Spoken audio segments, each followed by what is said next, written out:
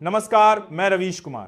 आज बात उन तमाम बड़ी खबरों की जिन पर गोदी मीडिया ने चुप्पी साध रखी है। खैर, पहले कमेंट में जरा बताइएगा कि आप ये वीडियो कहां से देख रहे हैं, और हां, अगर यह कोशिश ठीक लगे तो लाइक करके चैनल को सब्सक्राइब जरूर कर लीजिएगा।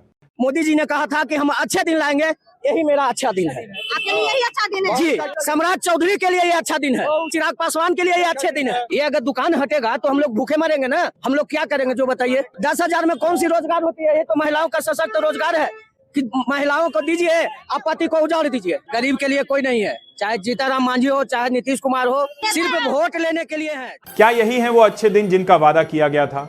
बिहार की सड़कों पर बिखरा यह मलबा किसी अवैध निर्माण का नहीं बल्कि गरीब के भरोसे का है। सरकार का गणित देखिए, एक हाथ से महिलाओं को 10,000 का रोजगार लोन थमाया जा रहा है। आप रखेंगे हमको अपने घर में, आप हमको जवाब दीजिए, आप रखेंगे हमको अपने घर में, बोलिए ना। और दूसरे हाथ से उनके पतियों की दुकान पर बुलडोजर चलाया जा रहा है।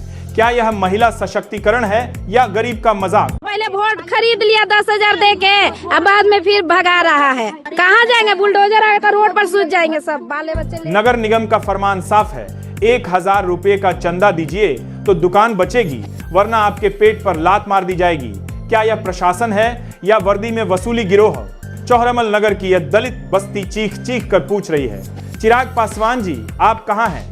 वोट लेते वक्त तो आप अपनों के बीच थे। आज जब आपकी ही जनता अपनी दुकान खुद तोड़ने को मजबूर है तो आपकी जुबान पर ताला क्यों है? एक पिता ने कहा, गरीब का बच्चा पढ़ेगा तो हक मांगेगा, इसलिए उसे पढ़ने ही मत दो। यह बुलडोजर सिर्फ गुमट्टी नहीं कुचल रहा, यह संविधान और भविष्य को कुचल रहा है। सवाल तीखा है, क्या गरीब का इस देश में होना ही उसका सबसे बड़ा गुनाह है?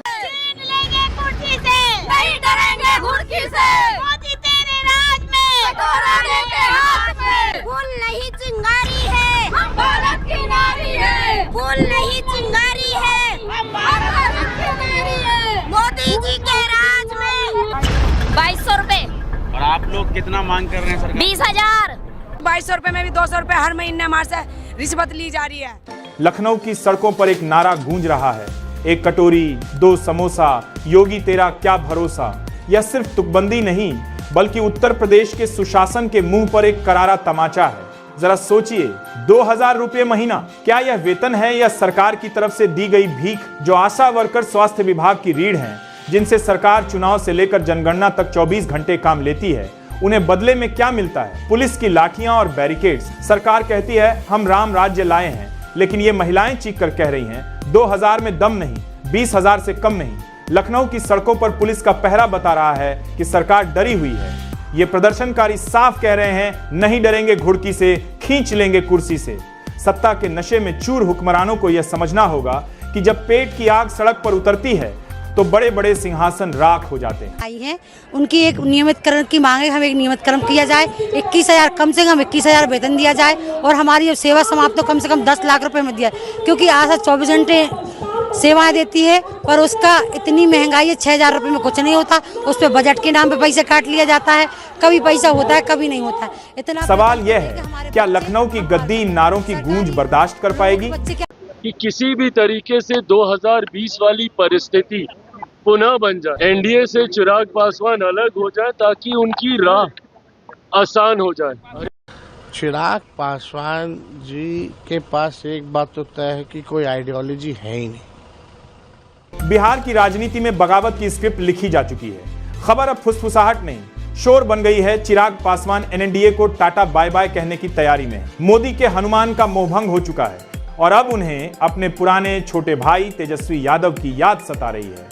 वजह सिर्फ एक है, परिवारवाद की भूख। चिराग का बिहार फर्स्ट का नारा अब माताजी फर्स्ट में बदल गया है। जीजा सांसद, भांजा विधायक और अब मां को राज्यसभा भेजने की जिद। इसे पार्टी कहते हैं या पासवान प्राइवेट लिमिटेड? बीजेपी के पास चिराग की मां रीना पासवान के लिए वोट नहीं है और चिराग को ना सुनने की आदत नहीं। इसलिए जिस जंगल राज को कोसकर सत्ता में आए, आज उसी लालटेन के साथ डीलिंग चल रही है। सवाल यह है, अगर चिराग और तेजस्वी मिल गए तो नीतीश कुमार की कुर्सी का क्या होगा? जनता सब देख रही है, यहाँ विचारधारा और गठबंधन सब मुखौटा है। असली सच सिर्फ एक राज्यसभा की सीट। तस्वीरों के पीछे खौफनाक सच भी है। राहुल गांधी कह रहे हैं हिंदुस्तान की नींव पर हमला हो रहा है। नीतीश कुमार को डर है कि जो सत्ता में हैं वो आजादी का इतिहास मिटा देंगे। सोचिए, नौबत यहां तक आ गई है कि अब लड़ाई विकास या महंगाई की नहीं, बल्कि देश के इतिहास और संविधान को बचाने की हो गई है। यह गठबंधन सिर्फ नेताओं का जमावड़ा नहीं, बल्कि उस तानाशाही के खिलाफ एक ललकार है जो संस्थाओं को निगल रही है। सवाल सीधा है, पटना से उठी यह चिंगारी क्या 2029 तक मशाल बन पाएगी, या फिर हम सिर्फ ये देखेंगे कि कैसे एक नया इतिहास थोपकर पुराने भारत की आत्मा को कुचल दिया गया। लिट्टी चोखा तो बहाना है, असली निशाना वो कुर्सी है जिस पर बैठकर देश को बदलने की जिद पाली गई है। हमने किसी सदस्य को उसकी पॉलिटिकल पहचान से नहीं जाना। कि सदन का एक परिवार है, उस परिवार के एक व्यक्ति के रूप में जाना, अपना भाई जाना, अपना रिश्तेदार जाना। ऐसा भी कभी कभी होता है कि हवा का ओट लेके चिराग जलता है, ऐसा भी कभी कभी होता है। सदन में चर्चा वंदे मातरम पर हो रही थी, लेकिन सपा विधायक आलमबदी की थरथराती आवाज ने पूरे माहौल को संजीदा कर दिया। 80 साल के इस बुजुर्ग नेता ने जश्न के शोर के बीच एक अनहोनी की आहट सुनी है। आलमबदी साहब ने एक शेर पढ़ा, हवा की ओट लेकर चिराग जलता है। यह सिर्फ शायरी नहीं, एक चेतावनी है। उन्होंने साफ कहा कि मुझे भय लगता है, भय इस बात का कि बाबा साहेब का संविधान कहीं दांव पर तो नहीं लगा। क्या न्यायपालिका और प्रशासन अपनी लक्ष्मण रेखा लांघ रहे हैं? उन्होंने हमें हमारी औकात याद दिलाई कि हम हिंदू या मुसलमान बाद में हैं, पहले इस संविधान के वारिस हैं। उन्होंने कहा, सब कुछ खो देना लेकिन देश का संविधान मत खोना, क्योंकि जिस दिन यह किताब गिरेगी उस दिन आपकी और हमारी आबरू भी नीलाम हो जाएगी। अगर उस आबादी की लैंड पर या किसी सरकारी लैंड पर कोई माफिया कब्जा करके जबरदस्ती उसको मॉल बना करके या कोई वसूली का अड्डा बना करके उसके माध्यम से अनैतिक और अवैध गतिविधियों का संचालन करके कोई छांगुर जैसा व्यक्ति वहां पे अनैतिक गतिविधियों का संचालन करेगा तो उस पर बुलडोजर भी चलेगा, उसको भी कोई रोक नहीं सकता। क्या बिहार में अब यूपी वाला बुलडोजर राज आ गया है? सरकार दावा कर रही है कि 20 माफियाओं की लिस्ट तैयार है और उन्हें मिट्टी में मिला दिया जाएगा। सुनने में यह सिनेमाई डायलॉग बहुत अच्छा लगता है। रीतलाल यादव के भाई पिंकू यादव से लेकर संतोष डॉन तक ये वो नाम हैं जिन्होंने सालों तक सिस्टम की नाक के नीचे लूट का साम्राज्य चलाया। लेकिन सबसे खतरनाक है वो गुंडा बैंड जो गांव-गांव में कैंसर की तरफ फैल चुके हैं। मुजफ्फरपुर में पूरा परिवार सूदखोरों के डर से आत्महत्या कर लेता है और प्रशासन अब जाकर जागता है। लक्ष्मण शाह जैसे लोग 5 गुना ब्याज वसूलते रहे, क्या थानेदार को खबर नहीं थी? या हिस्सा ऊपर तक जा रहा था? संपत्ति जब्त करने का शोर तो बहुत है, 50 करोड़ का आंकड़ा भी दिया गया है। लेकिन जनता सवाल पूछ रही है, क्या यह कार्रवाई वाकई अपराध मुक्ति के लिए है या सिर्फ चेहरे बदलने की कवायद? क्योंकि इस देश में माफिया अक्सर जेल से भी सल्तनत चलाते हैं। मुझे अंदर से लगा कि मैं अपने आप को सुसाइड कर लूं। रेप करेगा, रेप करके 5 साल बाद बाहर आ जाएगा, तो कैसा न्याय है? ये न्याय नहीं, ये अन्याय हुआ है मेरे साथ में। अगर वो दरिंदगा बाहर रहेगा तो कैसे मेरी आगे की लाइफ चलेगी और कैसे हम लोग जिएंगे, कैसे हमारा परिवार चलेगा? सर, हमको न्याय नहीं मिला। हमको धर्मेंद्र शर्मा जज ने 20,000 से सजा सुनाई, नए जीवन कारावास।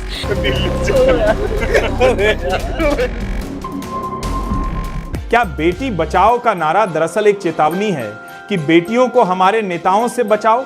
उत्तराखंड के पहाड़ों से एक घिनौना सच बाहर आया है। अंकिता भंडारी की हत्या इसलिए नहीं हुई कि उसने काम करने से मना किया, बल्कि इसलिए हुई क्योंकि उसने एक वीआईपी को स्पेशल सर्विसेज देने से इनकार कर दिया। अब भाजपा के ही कद्दावर नेताओं का नाम उछल रहा है, लेकिन धामी सरकार सबूतों पर बुलडोजर चलाकर खामोश बैठी है। क्या यह सरकार है या अय्यशी का अड्डा? उधर उन्नाव का तमाशा देखिए। हाईकोर्ट कहता है कि विधायक लोक सेवक पब्लिक सर्वेंट नहीं होता। वाह, जो जनता के वोट से जीता वो सेवक नहीं तो क्या मालिक है? कुलदीप सेंगर जैसे अपराधियों को राहत और अंकिता जैसी बेटियों को मौत, यही है न्यू इंडिया का न्याय।